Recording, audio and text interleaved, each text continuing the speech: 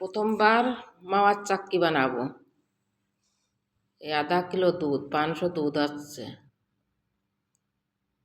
500 দুধ ভালো করে হিলাই গরম করে, আগে কোনদিন বানায়নি, প্রথমবারই বানায় দেখতেছি যে হয় কি না। তা দুধ গরম করে আদার বেশি হয়ে গেছে, গাঢ় হয়ে গেছে।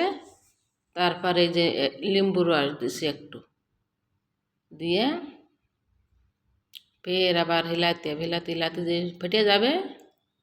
তারপরে যে গুঁড়ো দুধ দিছি এর মধ্যে।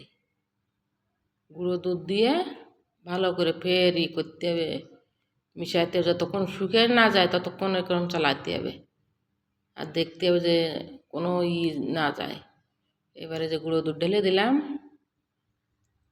আর যতক্ষণ না শুকিয়ে যায় ততক্ষণ এরকম চালাতে হবে, আর দেখতে হবে যে নিচে দিয়ে যেন না যায়, পুড়িয়ে না যায়।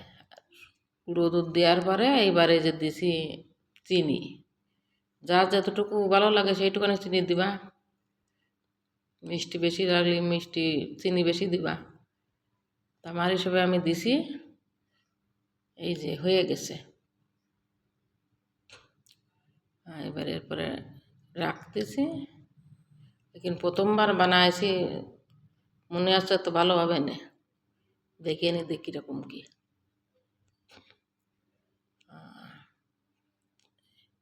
এই যে ভালো তো লাগতেছে। হ্যাঁ, এই যে গেছে। এই হওয়ার পরে আধা ঘন্টা ফ্রিজে রেখে দেবো। এই যে ফ্রিজেতে নিয়ে আসে আইনে এই যে এবারে এই যে কাটতেছি মাওয়া। আধা ঘন্টা ফ্রিজে রাখিছিলাম।